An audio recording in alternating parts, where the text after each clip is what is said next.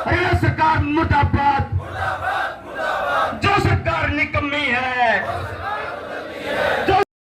सिरसा में अनुबंधित विद्युत कर्मचारी संघ हरियाणा ने सभी 22 जिलों में खेदड़, यमुनानगर थर्मल प्लांट में और विद्युत विभाग के अधीक्षक अभियंता व जिला उपायुक्त के माध्यम से अपनी मांगों को लेकर के मुख्यमंत्री के नाम ज्ञापन सौंपा, जिसकी अध्यक्षता रेशम सिंह ने स्वयं की। नारेबाजी और प्रदर्शन भी किया गया। इस मौके पर सैकड़ों कर्मचारी भी मौजूद रहे। कर्मचारी नेताओं ने कहा कि बिजली विभाग का सारा बोझ अनुबंधित कर्मचारियों के कंधों पर मौजूद है, क्योंकि प्रदेश में किसी भी समय बाढ़, कोरोना काल, भीषण गर्मी, सर्दी में भी बिजली की सेवा सुचारू रूप से चले, इसके लिए कार्य करते हुए सभी पूरे प्रदेश में दर्जनों अनुबंधित कर्मचारी अपनी जान गंवा चुके हैं। सैकड़ों कर्मचारियों के अंग भंग हो चुके हैं।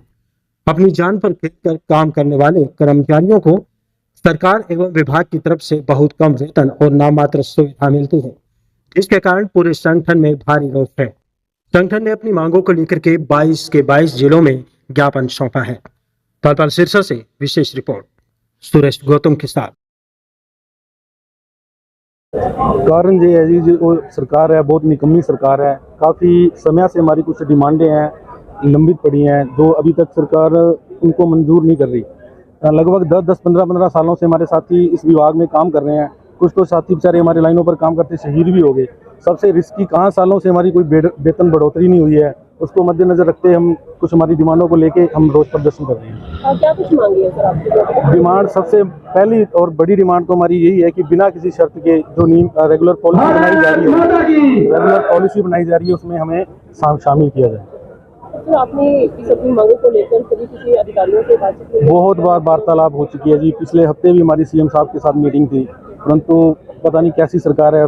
अब ये सरकार हमें पसंद नहीं है और इसको बदलने का कार्य हम जरूर करेंगे। क्या कुछ आश्वासन दिया जाता है? आश्वासन दे दिया जाता है कि आपको मीटिंग के लिए बुलाया जाएगा, आपकी मांगों पर हम सहमति कैबिनेट में बात करेंगे, पास करेंगे, परंतु हर बार कैबिनेट की मीटिंग हो जाती है और हमारी कोई सुनवाई नहीं की जाती। इसलिए हमने सभी ने एकजुट होकर ये मान लिया है कि इस बार ये सरकार पक्का बदलनी है। इससे अगला आपका कदम क्या रहेगा? 29 तारीख को सीएम के राव है जी, करनाल के अंदर पूरे हरियाणा प्रदेश के साथ एकत्रित होकर सीएम साहब का घेराव करेंगे।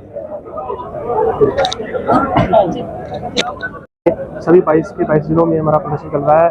इस प्रदर्शन का मेन कारण यही है कि हमारी पिछले हफ्ते हमारी मीटिंग हुई थी सीएम के साथ, तो हमने वहाँ अपनी डिमांडें रखी थी, तो लेकिन सरकार ने लगभग 8% की बढ़ोतरी की है, जो कि एक तरह का ऊँट के मुँह में जीरा साबित हुआ है जी।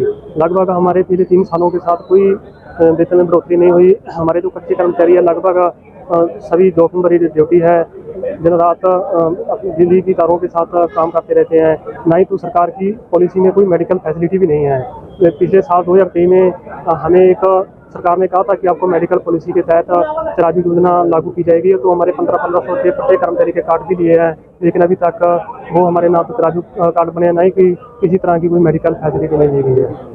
मतलब आप लोगों से काम करवा लिया जाता है, आप लोगों को सुविधाएं किसी प्रकार की नहीं जी। हमारे एक काम जोखिम भरा काम है, सबसे रिस्की जॉब है। आपको भी पता है, मीडिया कोई बताया कि ये इसमें अगर किसी भी साथी की चपेट में आ जाए तो बहुत कम चांस होते हैं बचने के। तो हमारी तो यही मांग है कि हमारा जोखिम भरी ड्यूटी है, तो कम से कम हमें मेडिकल फैसिलिटी तो दी जाए। हमारा वेतन तो 15,000 है जी, तो मेडिकल का अगर कोई एक्सीडेंट हो जाता है तो लगभग लाखों रुपए लगते हैं। इसलिए हमारी सरकार से यही मांग है कि मेडिकल पॉलिसी भी दी जाए और एक सुप्रीम कोर्ट के आदेश के अनुसार जो पॉलिसी बन रही है कच्चे कर्मचारियों को पक्का करने की, तो हमारी यही डिमांड है कि पीड़ित के कर्मचारियों को पक्का किया जाए। और कितनी मांगी है अगर में लटकी हुई है जी? हम लगभग हमें 15 साल हो गए हैं जी लगभग काम करते हुए। हमारी कई बार सरकार के साथ मीटिंग भी हो चुकी है, लेकिन सरकार ने अभी तक कोई सुनवाई नहीं किया है। तो इस बार हमने ये फैसला किया कि आज जो प्रदर्शन हो रहा है 22 जिलों में, हमारे संगठन में सभी डीसी के माध्यम से और एससी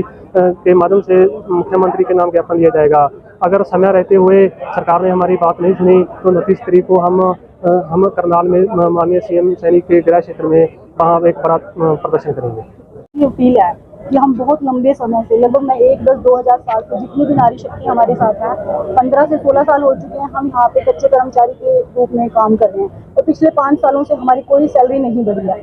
जबकि हमें हमारी जो भाई थे इन्होंने रखा था कि हमारी 30% सैलरी रिलीज की जाएगी। लेकिन अभी तक हमें जो मिला है वो 8% का लॉलीपॉप हमें सरकार ने मिला है।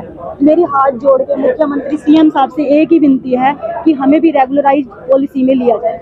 धन्यवाद। लगता है आप लोगों से काम करवा लिया जाता है, परंतु जो वेतन है वो काम के अनुसार नहीं मिल पा रहा है। बिल्कुल नहीं मिल पा रहा मैम।